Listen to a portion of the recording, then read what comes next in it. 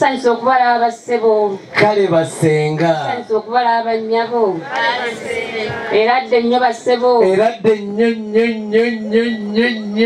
nnyo basenga yesebo kati basenga tuli waddeko mwe bali kutwaniriza namwe mwe bali kujja sebo weewaawo eradde nnyo banyabo nsibe mutando banyabo kuliko amakubo ennyabo bw'oyogerako nti yasinga okubamanya taata mwali mummwe awandike ku mukono tusooke tumulabeko nga twali amukase mwali taata awandike ku mukono haleluya haleluya allah akbar jalla jalali wali ku yadi senga wabana wangisebo mukama waffe yebaziwe erinnya lya mukama ligirimizibwe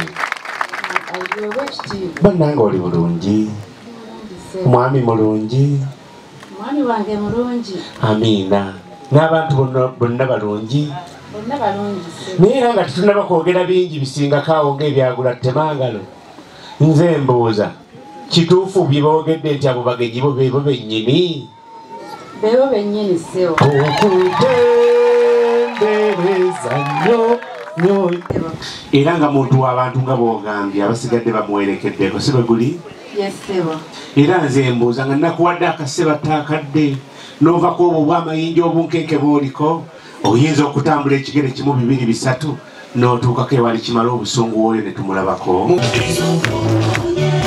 wanyinaze naalonga omukolo wagwagadde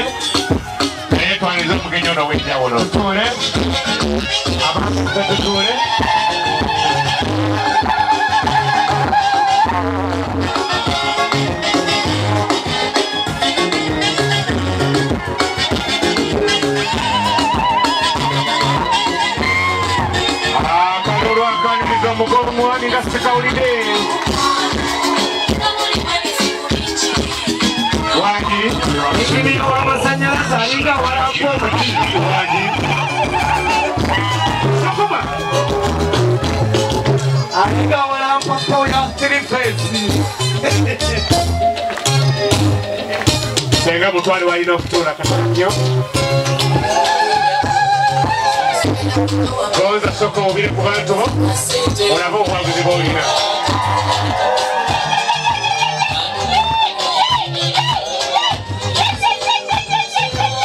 nyenya kyere mpawo agenda kukubako nze ate kyemwegombyeko kiri kimu kiki yengeri gyatudde mutalinganga eyazze okusaba omulimu yazze okusaba omulimu ogitula ku muggukiro bagukumira olabe ebyakulese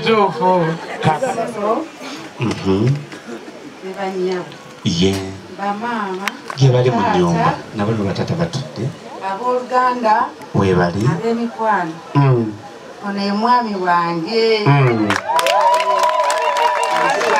yalonda mu bangi era omwami wange uno yewa omwana wange Nazinda Harriet abange engalo za Nazinda akalulu ka Nazinda sikawulidde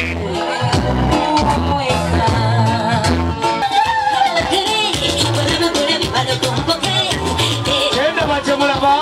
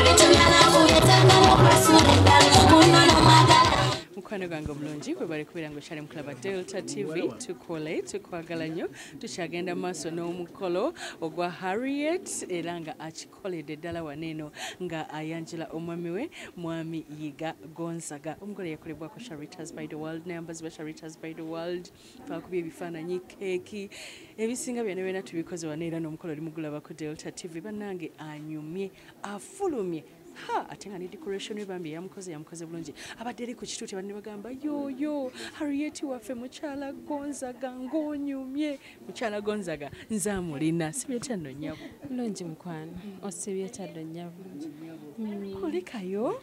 Mvuddeyo maama. Naawe bannaye weebale kunkolako switi. Weebalire ddala. Niye. Wabadde watya eyo? Tewabadde wabi, wabadde walungi. Bw'ofulumya ni gw'ososolengera? Nsoze kulengera mwami Gonzaga. Abadde akutunuulidde? Nemwetunuulira. Abadde antunuulidde. Omutuusa ekakubye kagambo ki? Ngambye nkwagala nnyo. Kayinza butakwagala. Mazima. Oli mukyala mukakkamu. Bwe kiri era. Bale kutuuka ku lunaku. Bannaye nsinga kwebaza Katonda kuba yasinze okuntuusa ku kino ekintu. Sooka okumwebaza Mukama nti bannaye kizibu okuwulira naye weebale. Mukama weebale okikoze. Oswaziza omulabe sitaani. Mu butuufu okikoze. Sina bingi byakwogera naye nze nganze. Sooka kwebaza Katonda. Omwami omaze naye ebbanga ki? Maze naye emyaka 8. Mwinayo ku baana? Tulinayo abaana. Bameka? 3. Webale. Abadde alina okwebaza. Mazima. Bukyanga otandika kubeera naye ebirungi ki by'omufunyeemu ng'oggyeko omukolo guno ogw'amaanyi? Ebirungi bingi bye mufunyeemu nti mwami ali supportive. Nti buli kimu akinkolera bw'asuubiza atuukiriza. Era bw'akugamba nti ngenda kukolera kino akituukiriza. Wasinkana ludda? Bannange ebbanga ddene lugendo luwanvu. Naye nga twasisinkana ne tusiimagana. Wakkiririzaawo? Era shaitanga w'obitegeera tusooka kweganyaganya oluvannyuma ne tukkiriza. Ng'oyagala muli. Mwebale kwagalana. Kituufu. Omukolo gwo gutambudde gutya Sofa? Bannaye gutambudde bulungi. Gutambudde bulungi. Ekisinze okunyumira? Ekisinze okunyumira bwe nfulumye nti vibe ebadde y'amaanyi. Ekyo kimpadde essanyu. N'ekyokubiri nga ndaba abantu bonna basanyufu. Nga bonna babadde balindiridde nze omuntu omu. Bambi n'ensanyuka ate nga nabo basanyufu. Abantu babadde basanyufu. Era kituufu. Kiki kye wayagalanga kibeere ku mukolo gwo nga wakiteekako? Kye nayagalanga kibeere ku mukolo gwange. Ogamba bwe ndiyanjula nja kukola kino, nja kukola kino. Nagamba bwe ndiyanjula nalina ekirooto ky'okubeera Sharita abeere mu mukolo gwange. Yako kennyini kamwa koogera. Otuwe maxi ku bye tukoze? 100%. Weebale kusiima naye gwabikoze. Bino byonna gwabikola. Zenna wanfuna ela kakana, so please come and take all of me. Agutwale wenna. Kaseera kano tulina mami eyazaala Harriet. Mami, laba omwana. Laba omwana gwe wazaala. Omwana wange anyiridde nnyo mami. Nga nsanyuse nnyo okulaba munnange. Mama Sanita nkuwulira buwulizi ku leediyo. Naye Mukama mulungi nti nkulabyeko n'amaaso. Manyiga Harriet yeebale nnyo yeebalire ddala okubeera n'empisa. Mami kyensooka okumugamba nsooka okumwebaza nti yeebale kunzaala. Musuubiza nti ku byankoledde nja kuyimiriranga wamu naye. Mwebaza byonna bye bakoze ku mukolo, yeebale kuyimirira wamu nange. Yeebale kwata mukolo gwange n'agubeeramu mpaka wegukoze eki bwe gutuuse ku n'essaala zonna zaaweerezza mu butuufu. Wabaddewo okusaba kw'amaanyi n'omwami wange. Bannaye mwami wange kituufu mwebaza kubanga mu butuufu akoze omutindo gw'amaanyi. Tekisangika nno omusajja okuyimirira n'agamba nti ngenda wammwe si kyangu. Naye yeebale kusalawo, yeebale kukola okusalawo okulungi, yeebale nnyo musuubiza obutamuswaza nti nja mwagala mpaka abafa bafe. Mukwano tova ku Delta TV, Sharitas by the World yeyambaza omugole yemukozeko enviri ne makeup faba ku ebifaananyi ne video faba kozeko ekikugamba oba olina otuwa omukolo gwo gwonna ne tugukwasaganyiza n'otaba na stress. Delta TV tukole Njovu Junior School enansana wamala ate ne Sharita School of Beauty eri mukwaniriza abayizi abapya. Nkwagala nnyo kati ongera okunyumirwa omukolo.